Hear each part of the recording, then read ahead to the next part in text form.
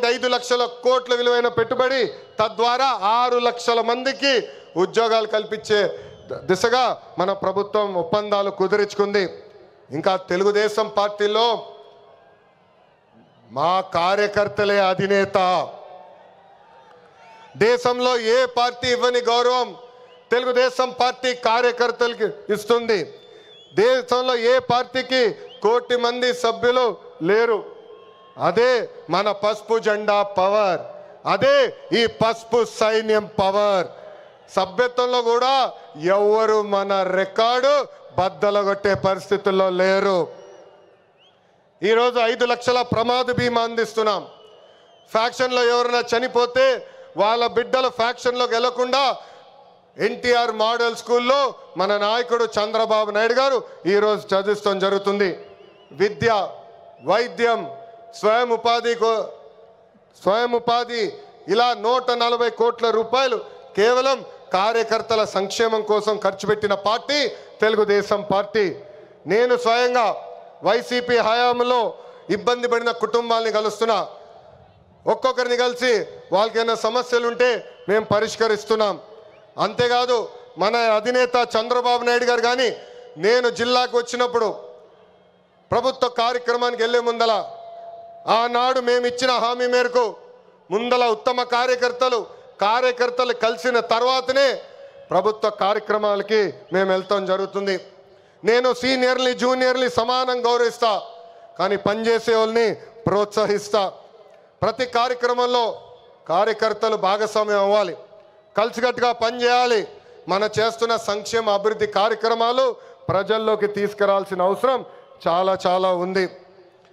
ఇక్కడున్న ఎంతోమంది మన అధ్యక్షుడు వారు చంద్రబాబు నాయుడు గారిని కలిశారు, నన్ను కూడా కలిశారు. పాదయాత్రలో లక్షలాది మంది నాతో ఏకంగా ఫోటోలు దిగారు. ఈ సభాముఖంగా వైకాపా కార్యకర్తలు ఆలోచించమంటున్నా, ఏనాడైనా మీ నాయకుడు మిమ్మల్ని కలిశాడా? ఏనాడైనా మీ నాయకుడు మీతో ఫోటో దిగారా? అధికారంలో ఎందుకో ఇప్పుడు ప్రతిపక్షంలో కూడా తాడేపల్లి కొంపకెళ్తే no entry, palace doors closed అని చెప్పే పరిస్థితికి వచ్చారు. గౌరవ ముఖ్యమంత్రి చంద్రబాబు నాయుడు గారు, గౌరవ ఉప ముఖ్యమంత్రి పవన్ అన్న కలిసి రాష్ట్రాన్ని అన్ని రకాలుగా అభివృద్ధి చేస్తున్నారు. గౌరవ ప్రధానమంత్రి గారు రాష్ట్రానికి పూర్తిగా సహకారం అందిస్తున్నారు. ఏకంగా ఆంధ్ర రాష్ట్ర ప్రజలు కోరిన అన్ని కోరికలు ఈరోజు గౌరవ ప్రధానమంత్రి గారు తీర్చుతున్నారు. దానికి కారణం ఒకటే, మొన్న జరిగిన ఎన్నికల్లో 25 స్థానాల్లో ఎప్పుడైతే కూటమి పార్లమెంట్ 25 స్థానాల్లో కూటమి ఎప్పుడైతే 21 స్థానాలు గెలిచిందో, ఎస్ ఆంధ్ర రాష్ట్రం ఇప్పుడు ఎన్డీఏ వెనకుంది, ఆంధ్ర రాష్ట్రం ఎన్డీఏకి కట్టుబడి ఉంది. అందుకే ఆంధ్ర రాష్ట్రానికి నేను అన్నీ చేస్తానని అడుగు వేశారు మన గౌరవ ప్రధానమంత్రి నరేంద్ర మోడీ గారు. ఇప్పుడు మనం చేయాల్సింది ఒకటి ఉంది, ప్రజలకు దగ్గర అవ్వాలి. అహంకారం, ఈగో పక్కన పెట్టుకోవాలి. అహంకారం ఉంటే ఏమవుతుందో మనందరం చూసాం. 151 సీట్లు ఏమైంది? 151 సీట్లు ఏమైంది? 11 అయ్యాయి. అందుకే నేలపై ఉండాలి, ప్రజలకు సేవ చేయాలి. అధికారంలో ఉన్న ప్రతిపక్షంలో ఉన్నట్టు మనం అందరం వ్యవహరించాలి. చిన్న కుటుంబంలోనే సమస్యలు ఉంటాయి. 3 పార్టీలు కలిసినప్పుడు చిన్న సమస్యలు రావటం సహజమే. ఈగోలు పక్కన పెట్టండి, అందరం కలిసి పనిచేద్దాం. విడాకులు, మిస్ఫైర్లు, క్రాస్ ఫైర్లు ఎట్టి పరిస్థితుల్లో జరిగేదానికి లేదని ఈ సభాముఖ కార్యకర్తలందరికీ నేను తెలుపుతున్నా. ఈ మహానాడు వేదికగా ఒక ముఖ్యమైన విషయం ఆంధ్ర రాష్ట్ర ప్రజలకి నేను చెప్పదలుచుకున్నా. ప్రభుత్వ కొనసాగింపు చాలా అవసరం. ఒక రాష్ట్రం అభివృద్ధి చెందాలంటే ప్రభుత్వం కొనసాగించాల్సిన అవసరం చాలా ముఖ్యం. 2014లో కట్టుబట్టలతో మన ప్రయాణం ప్రారంభించాం. 2014 నుంచి 19 వరకు సంక్షేమ అభివృద్ధి జోడి ఎద్దుల బండిలాగా మనం నడిపించాం. 2019లో విధ్వంస పాలన వచ్చింది, విధ్వంస ప్రభుత్వం వచ్చింది, ఒక సైకో ముఖ్యమంత్రి అయ్యాడు. దానివల్ల ఆంధ్ర రాష్ట్రం 30 సంవత్సరాలు వెనక్కిపోయింది. ఆంధ్ర రాష్ట్రం చాలా ఇబ్బంది పడింది. ఒక్కసారి ఆంధ్ర రాష్ట్ర ప్రజలు ఆలోచించాలా. గుజరాత్లో బీజేపీ వరుసగా 7 సార్లు గెలిచింది. ప్రభుత్వ కొనసాగింపు వల్ల ఈరోజు గుజరాత్లో అన్ని రంగాల్లో వాళ్ళు అగ్రస్థానంలో ఉన్నారు. అంతెందుకు, మొన్నటి వరకు మన వెనకాల ఉన్న ఒరిస్సా రాష్ట్రంలో కూడా బిజు జనతాదళ్ వరుసగా 5 సార్లు గెలిచింది. ప్రభుత్వ కొనసాగింపు వలన వాళ్ళు కూడా కొన్ని రంగాల్లో ఆంధ్ర రాష్ట్రాన్ని దాటి ముందరికెళ్లే పరిస్థితి. ఉమ్మడి రాష్ట్రంలో తెలుగుదేశం పార్టీ ఒకసారి వరుసగా గెలిచింది. మనందరం చూసాం ఆనాడు ఆంధ్ర రాష్ట్రం ఎలా అభివృద్ధి చెందిందో. అందుకే ప్రభుత్వ కొనసాగింపు చాలా చాలా ముఖ్యం. దీని గురించి రాష్ట్ర ప్రజలందరికీ తెలియజేయాల్సిన బాధ్యత ప్రతి పసుపు సైనికుడి పైన ఉందని ఈ సభాముఖంగా కోరుకుంటున్నా. ప్రభుత్వ కొనసాగింపు ఉంటేనే పెట్టుబడులు వస్తాయి. పెట్టుబడులు వస్తేనే నిరుద్యోగ యువకులకి పెద్ద ఎత్తున ఉద్యోగాలు కల్పించే అవకాశం మనందరికీ దక్కుతుంది. నేను ఈరోజు దేవుని గడప సాక్షిగా రాయలసీమ ప్రజల్ని కొన్ని ప్రశ్నలు అడగాలనుకుంటున్నా. రెడీనా? రెడీనా? తల్లిని చెల్లిని మెడబట్టుకుని బయటికి గంటేసింది ఎవరు? ఎవరు? సొంత బాబాయిని లేపేసింది ఎవరు? జే బ్రాండ్లు అమ్మి పేదల రక్తం దాగింది ఎవరు? బల్ల కింద ఉన్న ఎర్ర బటన్ నొక్కి ప్రజల్ని బాధింది ఎవరు? అందరూ ఎర్ర బుక్కు అని ఏడుస్తున్నారు. ఎందుకయ్యా అంత ఏడుపు? నేను ఆనాడు చెప్పింది ఏంటి?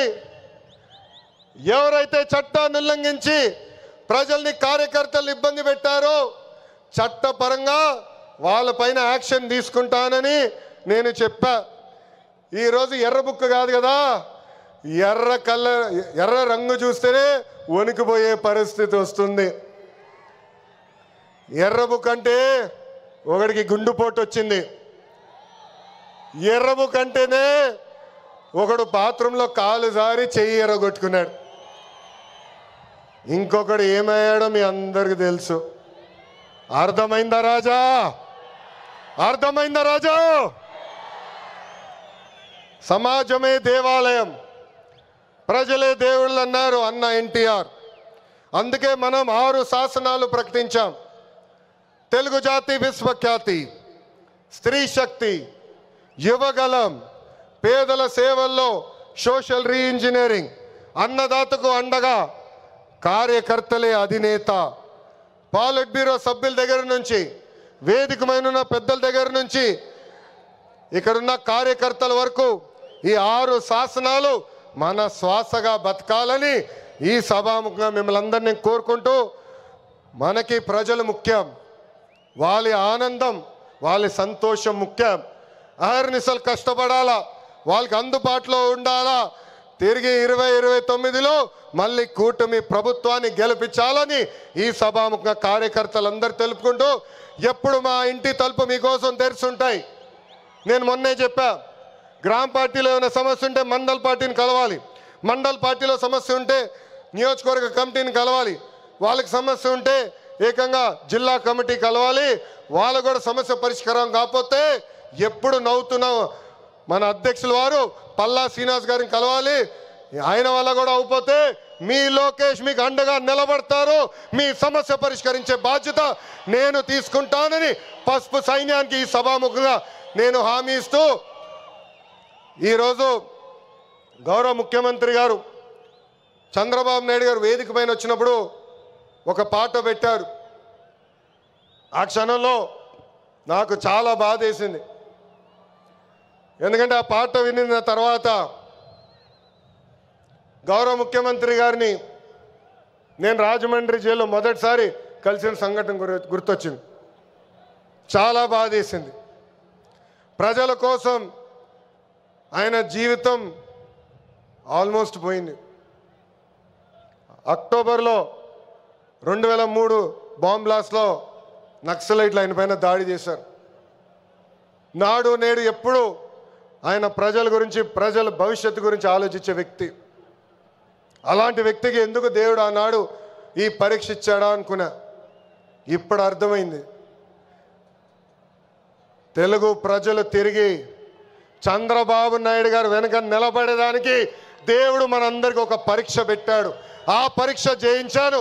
అందుకే ఈ రాయలసీమ గడ్డ తెలుగుదేశం పార్టీ అడ్డా అని తెలుపుకుంటూ నాకు ఇంత అద్భుతమైన అవకాశం ఇచ్చిన ఈ పసుపు సైన్యానికి పేరు పేరున నా హృదయపూర్వక ధన్యవాదాలు తెలుపుకుంటూ మీ అందరి దగ్గర నుంచి సెలవు తీసుకుంటున్నా.